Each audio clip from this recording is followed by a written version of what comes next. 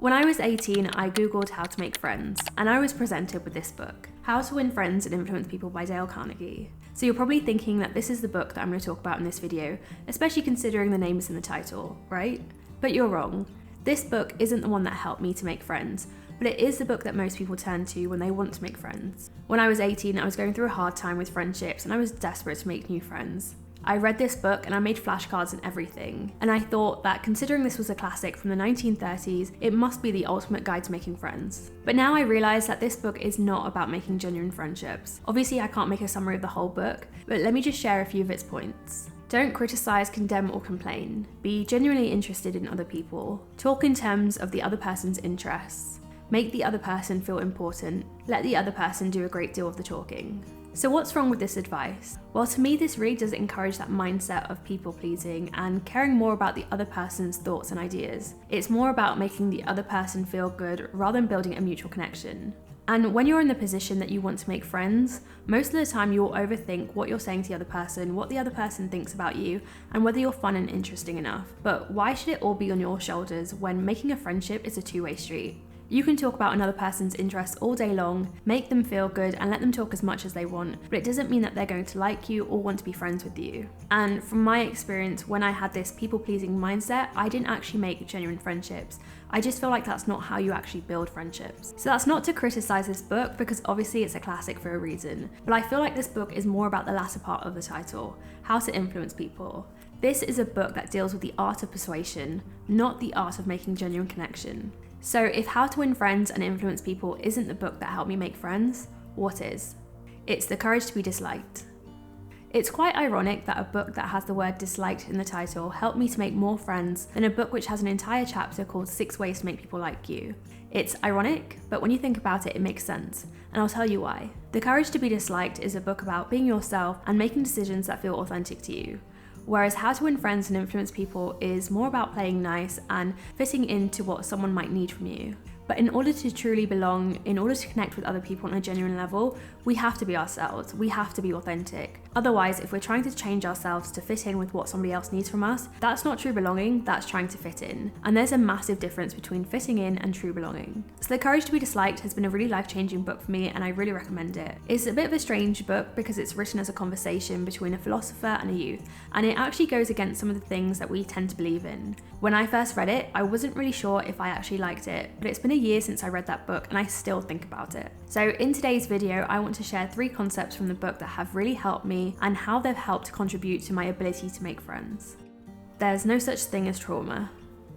So I've had this belief about myself that I'm unable to make and keep friends, and that was based on my history and in particular one incident which happened when I was 18. But this book argues that we need to let go of this cause and effect relationship. So basically the way that you are is not because of your past experiences, but it's because of the meaning that you've given those experiences. No matter what has happened in your life up until now, it shouldn't have any bearing on what happens in your life from now on. So why is this relevant to making friends? Because I had let this one friendship trauma really build up this narrative of myself that I couldn't make friends. When I started to accept that I'd given this incident more meaning in my life than it should have, it really liberated me. And I began to understand that it wasn't these experiences that meant that I couldn't make friends, it was my false negative beliefs about myself. And based on some of the comments that I've got in my previous YouTube videos, I realised that I'm not alone in this. I got a lot of comments from people saying that they put themselves out there loads of times and people just don't like them. But you can't use your previous failed attempts to define the fact that people don't like you. Our past failed friendships or failed attempts at friendships should have no bearing on our ability to make friends. One of the main takeaways from this book is that all problems are interpersonal relationship problems, and that they occur when we start intruding on each other's tasks. So basically the book says that we all have our own tasks. I have mine and you have yours. So for example, me making this YouTube video, that's my task, but what you think of this YouTube video, that's your task. And problems start to arise when we don't separate our tasks from each other. So why is this important? Because in our lives, we all have choices to make, but that's down to us. That's our task. When we start concerning ourselves with what other people think, we're letting their task interfere with ours. And it's really hard to live in an authentic way if you think like that. I know that if you struggle to make friends, you really tend to overthink what the other person thinks of you, but you're not going to be able to form a good relationship like that. I know for me personally, when I was struggling to make friends, I was trying really hard. I was trying to be likable and perfect, but I wasn't acting within my own task. I was letting somebody else affect me. One of the other main takeaways from this book is that we need to stop looking for recognition from others, because when we do that, it means we're constantly trying to meet somebody else's expectations and we give them all of the power. So for me, I know I can really overthink when I'm with people and wonder if they think that I'm funny enough or interesting enough. But I sometimes forget that friendships are a two-way street. We both hold the cards to that relationship. But when I'm thinking about what the other person thinks of me, I basically give them all of the cards to the relationship, and it's really hard to form a good relationship if one person holds all of the cards. View other people as your comrades. One of the things that I found really interesting about this book was the idea that people who are people pleasers or who look for recognition from others, and even people who are self-conscious, are actually selfish. They're not people pleasing because they're concerned about others, they themselves want to look good. They're only concerned about themselves. And because I was a massive people pleaser, I hated reading this because I felt so called out.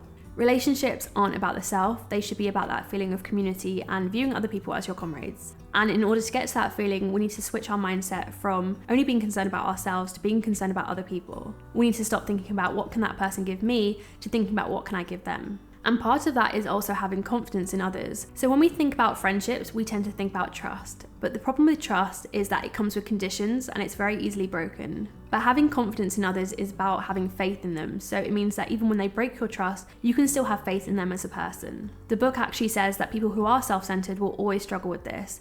They will never be able to keep people in their lives because as soon as somebody lets them down, they won't be able to see them as a comrade anymore. So having confidence is really important because I feel like at the end of the day, relationships always have problems and they always have some form of compromise. There might be a lack of communication, or we might not be able to make time for each other, or we might have arguments. But if we are able to maintain our confidence in each other, it means we can keep our friendships.